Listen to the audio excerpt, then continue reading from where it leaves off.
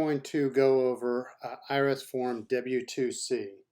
This is the tax form that your employer might issue you as an employee to correct uh, either out of date or incorrect tax information that was originally reported on form W-2, or it could be used in case you never received a form W-2. So your employer is responsible for making sure that you have accurate and up-to-date tax information by uh, January 15th of the following tax year. So whether that's with your W-2, whether that's with your W-2c, there are certain pieces of information that that may be resolved without having to file W-2c, but most likely employers are going to have to issue this if there's a substantial mistake. I found this on the web. One of the reasons why is because any information that's reported originally on Form W-2 actually gets sent to the Social Security Administration. So if there's wage information, if there's tax withholding information that impacts either your tax situation or your status in terms of Social Security earning eligibility or Medicare eligibility, or your actual earnings amount that are credited to your Social Security earnings record, all of that needs to be up to date and correct. So it is your employer's responsibility to make sure that your tax information that they report is correct. Now there are several copies of this form. So you should receive as a taxpayer 3 copies. I'll kind of lightly go over them and then we'll go into exactly one of those copies in detail. They're all identical, so I'll show you what you would see if you pull down a copy of this form from the IRS website. So first page is instructions to your employer. The first actual page is for the Social Security Administration. That is copy A. There are certain pieces of information that the form instructions actually direct employers to omit from copy A or change or treat differently than from the other versions. And this is specifically for the Social Security Administration's benefit. So if you receive a copy of copy A, that's probably not the correct copy for you. Copy 1 is the next form. This is for your state, city, or local tax department if that's required. If you're in a locality where your state, city, or local authorities do not impose any kind of a state or local income tax, you probably won't see copy 1. Copy B, this is a copy that you should receive, and then you would file it with your income tax return. Copy C is for your records, your tax records as the employee. So copy B gets filed with your tax return. Copy C is retained for your records. And then there are a couple of notes for the employee, followed by 2 more versions. So there's copy 2 that will be filed if applicable with your state, city, or local income tax return. And then finally, copy D is the version that your employer should retain in their records. So if you do receive a corrected form W-2 or a W-2c, you should see 3 copies. Only one of them are intended for you to keep. All right, let's take a look at what this form would look like. For the purpose of this video and the accompanying article, I've broken it down into several sections, 4 sections. So at the top, there's no header up here, but this is all the information about your employer and you as the employee. In the middle is federal tax information. And then followed by state correction information, and finally locality correction information. There are many instances where you'll only see entries in areas that need to be corrected, and the form instructions actually indicate a lot of times for a space in the form to be left blank if there's nothing to correct. So before we get into this, I'll kind of cite some of the reasons that the IRS gives for employers that may need to correct their Form W-2. So obviously, if there are corrections that need to be made, um, if there is a correction to your name and social security number, then you might see the employer and employee information fields up here, and all of this would remain the same. And again, this would be to make sure that your information is properly reported to the Social Security Administration so that your earnings record is up to date. If sometimes reporting software generates blanks and zeros, that would need to be filled in by the employer. If they need to correct an incorrect tax year or an employer identification number, if they need to correct more than one Form W-2 for each person, if they correct more than one kind of form, if your address is incorrect as listed on the Form W-2, if two Form W-2s were filed under the same employer ID number, but the wages reported on one were incorrect. And finally, if two Form W-2s were filed under the same employer ID number and only one of them should have been filed. And the IRS will give an employer specific instructions on how to handle each of those situations. But the takeaway for you as the employee is that you might see some of this, not necessarily that action is required. You should simply make sure that the most current version of your W-2c is correct, and that it doesn't need to be re-reported to your employer. So we'll kind of go through the top. In box A, we've got our hero John Doe, his employer's address, name, address, and zip code. In box B is the employer identification number.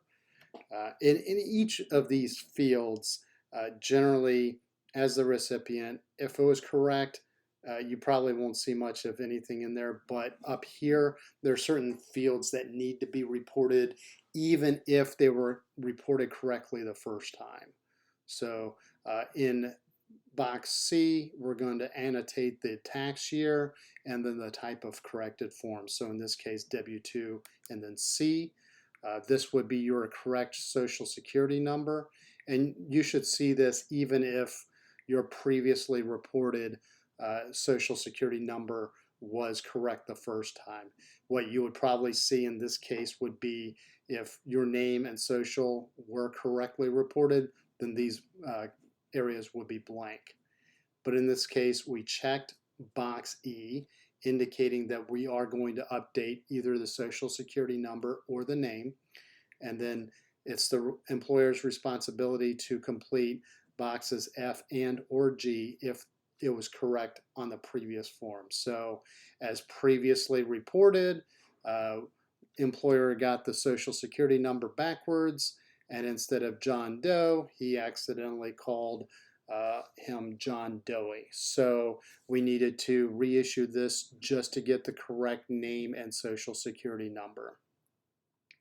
So in the middle section, again, previously reported fields that were correct will most likely be blank.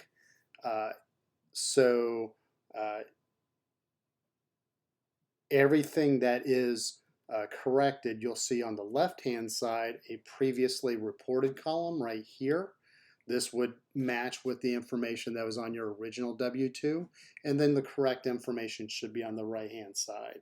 So you might not see information completed in each of these fields.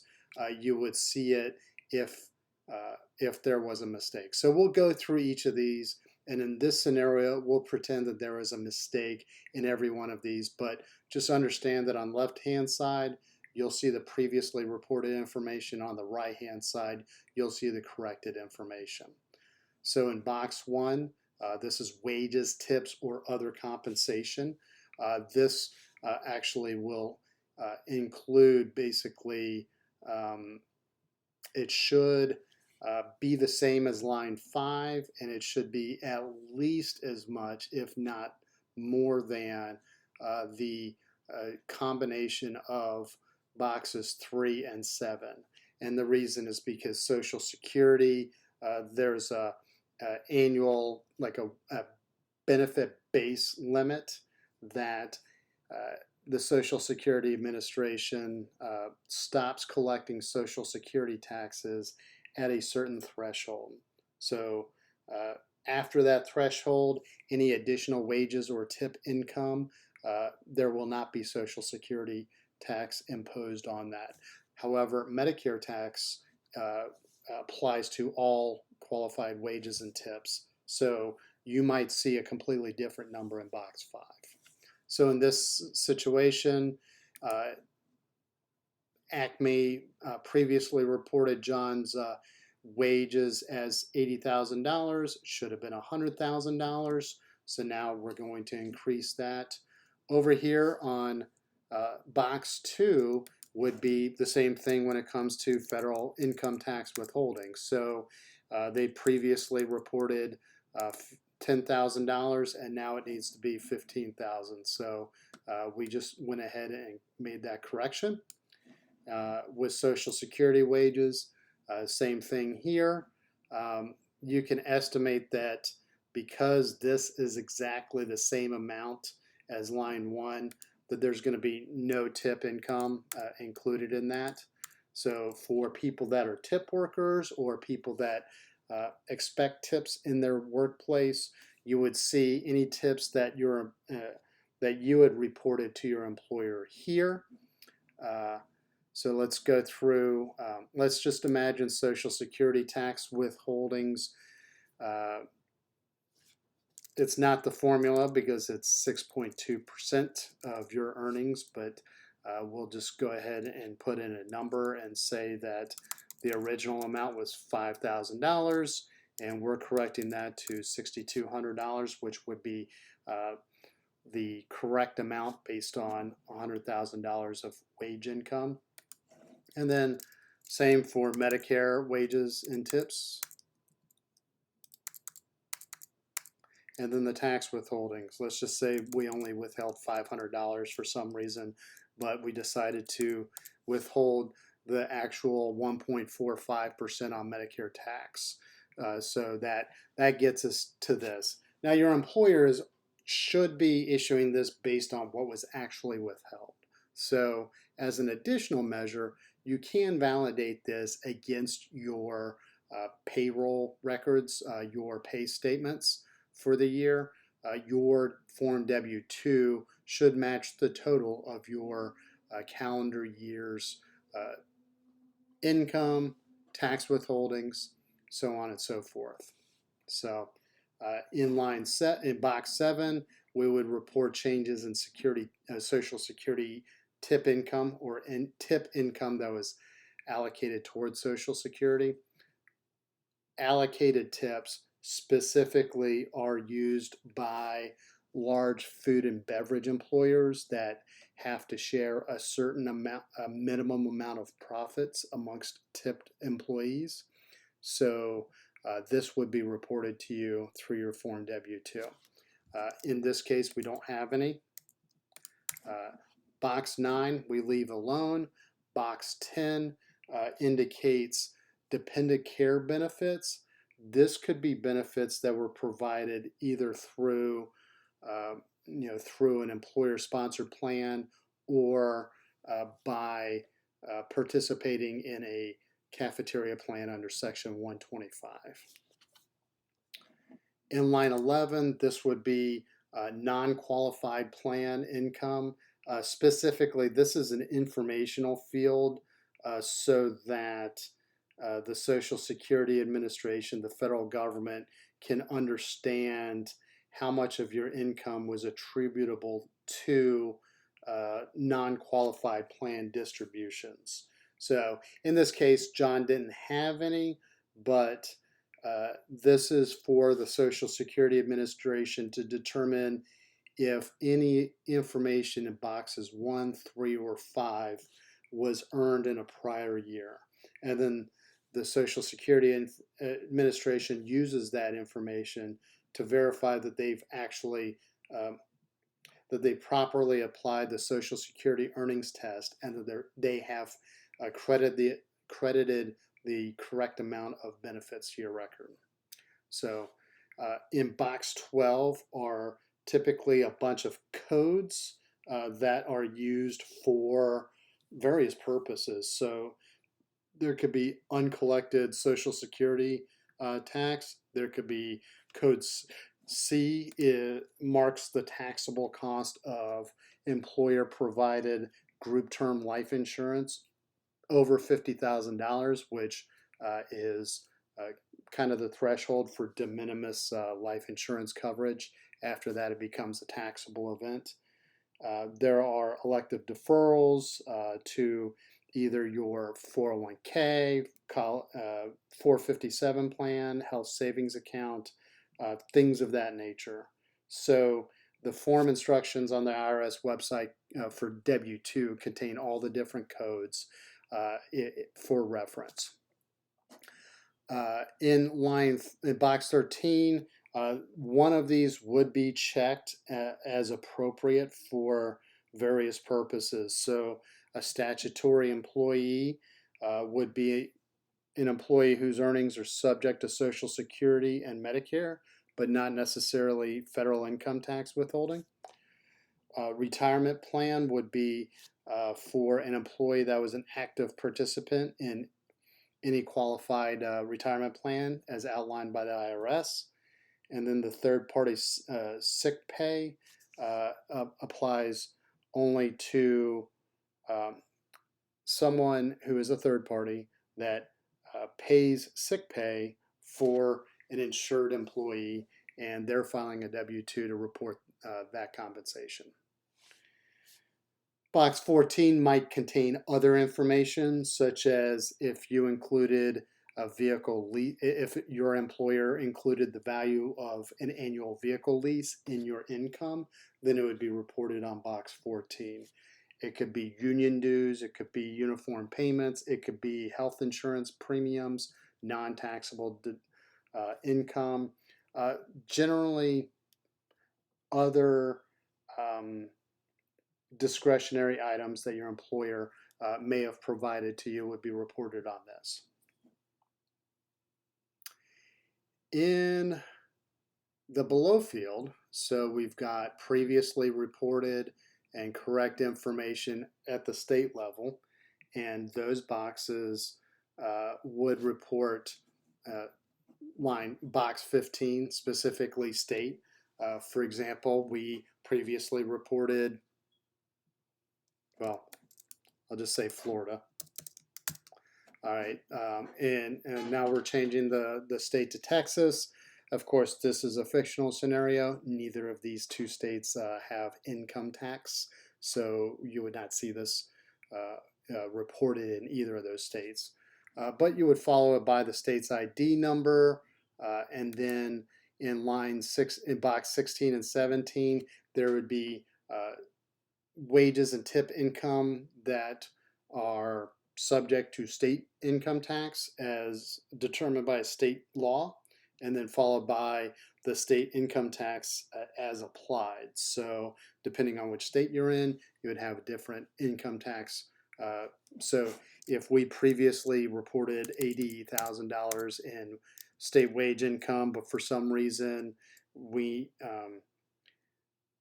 we need to report the $100,000, and then let's just say that we live in a state with a flat 5% tax, that would increase that amount. 5% would be $4,000. And then we need to change that to $5,000. And then finally at the bottom, we're doing the same thing. This would be reported at the local level. So, and let's just say the local government has a 1% tax, so we would have to change that amount, and then we just put Podunk or any town, Texas, you know, we'll change that to Podunk municipality. So again, this copy would go with your income tax return to the state, city, or local tax department that you're filing your income tax return with, but this should look exactly the same as every other copy except for copy A, which may have some alterations to the information fields for the Social Security Administration's benefit. So that's all we have for this video. You can get more information about how your corrected Form W-2 or your W-2c should look by reading our article, which you can find at teachmepersonalfinance.com. Type in IRS Form W-2c in the search bar and you should see our article. I'll also put a link in the show notes as well as links to other forms that we mention in the course of our article so that you can learn a little bit more about those. So if you like our articles, please subscribe to our newsletter. If you like our YouTube videos, please subscribe to our YouTube channel. And as always, if you have any questions or comments, please post them in the comments section, and I'll do my best to get you the answer that you deserve. Thank you very much and have a great day.